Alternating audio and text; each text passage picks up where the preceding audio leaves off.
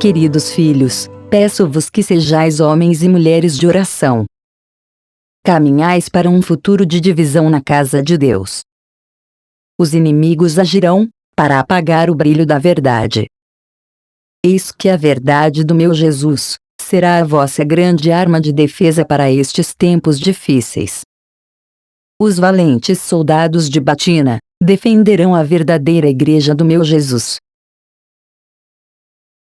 Caminhais para um futuro de divisão na casa de Deus. Percebemos claramente essa divisão na Igreja Católica, após o início dos sínodos orquestrados pelo Papa Francisco. Muitos cardeais, bispos e padres, que se auto-intitulam progressistas, estão causando essa divisão profetizada por Nossa Senhora.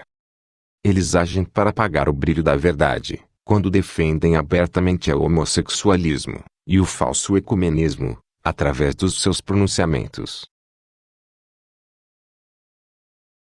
Vários exemplos disso são mostrados através de vídeos nas redes sociais.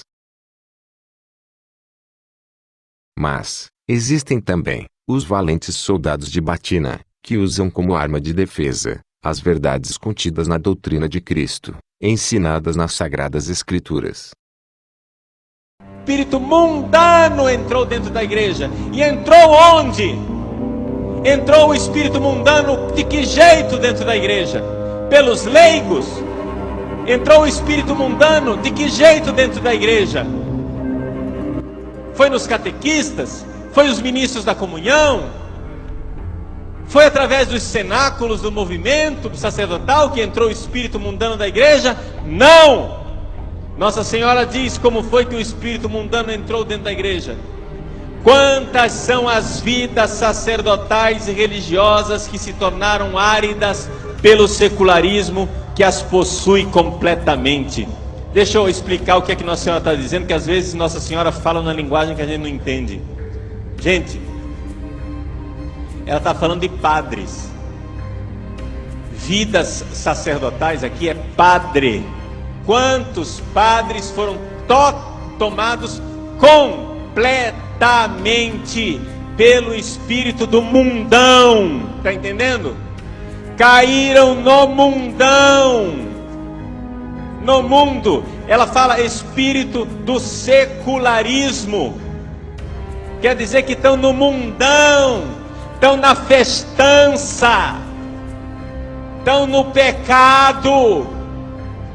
Não querem mais ser padres, querem ser boy, querem estar na moda. Está entendendo? Querem ser iguais a todo mundo. Padre que quer ser igual ao mundo, é isso que Nossa Senhora está falando. Os apóstolos vão dizer assim, olha o que São Paulo diz. É preciso que passemos por muitos sofrimentos para entrar no reino de Deus. Misericórdia. Que mensagem, né? Que mensagem. Nossa igreja não é a seita de Edir Macedo, que bota uma placa bem grande na frente. Pare de sofrer. Não. Essa mensagem não é de Cristo. Essa mensagem não é do Evangelho. Se a nossa igreja tiver que botar uma placa, tem que botar outra. Pare de pecar. A placa que a gente tem que botar na porta da igreja não é pare de sofrer, não. É pare de pecar. Pare de ofender a Deus. Foi o que Nossa Senhora disse em Fátima, né? Parem de ofender a Deus, que já está por demais ofendido. Não é a seita do R.R. Soares, que bota lá na frente. Entre e algo de bom lhe acontecerá. Vocês já viram essa... Tem umas igrejas por aí com essa frase. Entre e algo de bom lhe acontecerá. Na igreja católica não se bota essas coisas. Entre, vá se confessar. Entre e vá adorar o Santíssimo. Vá botar o joelho no chão. É preciso que passe... Gente, é por isso que muita gente não consegue permanecer na fé. Porque de vez em quando a provação aparece. Ah, meu Deus, o que foi que eu fiz para merecer isso? Nossa Senhora é a Imaculada Conceição. não cometeu nenhum pecado, nenhuma sombra de pecado. Sofreu tanto. Maria, quanto a ti, uma espada de dor transpassará a tua alma, disse o velho Simeão no templo. E quantas vezes Nossa Senhora teve que sofrer? A fuga para o Egito, Jesus caminhando com a cruz às costas, Jesus morto, Jesus... Porque ela teve dor, não pecou. Ela não fez nada para merecer aquilo. Mas passou por aquela situação para depois contemplar a glória do céu. Então, muitas vezes a gente sofre, muitas vezes a gente passa por provação, não é para estar blasfemando não, viu, minha gente? O que foi que eu fiz para merecer? Muita coisa. Quem não tem pecado, seja o primeiro a tirar uma pedra. Vamos à Bíblia agora. Como que os discípulos entenderam a presença real? Agora eu vou só ler. Eu recebi do Senhor o que vos transmiti. Que o Senhor Jesus, na noite que foi traído, tomou o pão, deu graças e disse: "Este é o meu corpo que é entregue por vós, fazei em memória de mim." Do mesmo modo tomou o cálice, esse é o cálice da nova aliança, do meu sangue. Todas as vezes que o beberdes, fazei em memória de mim. Assim, todas as vezes que comeis desse pão e bebeis desse cálice, lembrais a morte do Senhor, até que Ele venha. Estou lendo. Portanto, aquele que comer o pão, ou beber o cálice do Senhor, indignamente, será culpado do corpo e do sangue do Senhor. Que cada um se examine a si mesmo, e assim coma deste pão e beba deste cálice.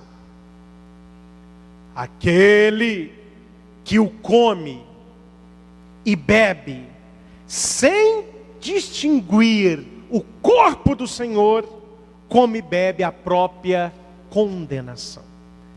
Aqui está claro Paulo dizendo que a comunhão não é símbolo, não é teatro, mas é o corpo do Senhor. E ele está falando, quem não acredita que é o corpo do Senhor, não deve comungar. Porque aquele que come e bebe, sem acreditar que é o corpo do Senhor, come e bebe o quê? A própria condenação. Viva Cristo Rei! Meus queridos irmãos e irmãs desta terra de Santa Cruz, que é o Brasil católico. É para mim um motivo de grande alegria de poder dirigir estas palavras aos católicos do Brasil. Brasil ocupa na minha vida um lugar muito especial e caro, pois nasci para o sacerdócio no Brasil. Fui ordenado sacerdote na cidade de Anápolis, Goiás, por um bispo brasileiro, Dom Manuel Pestana Filho, que foi uma glória do episcopado brasileiro e que no ano 2011 foi chamado pelo Senhor desta vida para a remuneração eterna predestinada a este servo fiel de Cristo, que foi um valente e meigo defensor da verdade católica, que combateu o bom combate, completou a corrida, perseverou na fé, como escreveu São Paulo, a segunda carta a Timóteo. Na época da pandemia, os valentes soldados de Batina não ficaram de braços cruzados. Não obedeceram a famosa hashtag "Fique em casa", mas corajosamente foram para as ruas levar o Santíssimo Sacramento aos necessitados. Essa é a grande divisão da Igreja que estamos vivendo. Existem aqueles que defendem abertamente ao pecado, e aqueles que defendem a verdadeira e imutável doutrina de Cristo. Vocês estão dispostos a morrer pela fé católica? Vocês estão dispostos a não deixar de falar a verdade? Vocês estão dispostos a ser processados? A igreja é uma só e a igreja fala apenas uma coisa, ela não fala várias coisas. Esse negócio de cada um falar uma coisa, isso aí nós encontramos no protestantismo. Naquela igrejinha, naquela seitazinha lá eles estão falando uma coisa, naquela outra lá eles estão falando outra, naquela outra está falando outra. Imagina, meus irmãos, se isso acontecer na igreja católica, o que será de nós? A quem nós iremos recorrer? Por isso que eu estou dizendo, ao catecismo, ao que a igreja sempre ensinou, e é ali que nós vamos permanecer, e é ali que nós vamos ser firmes.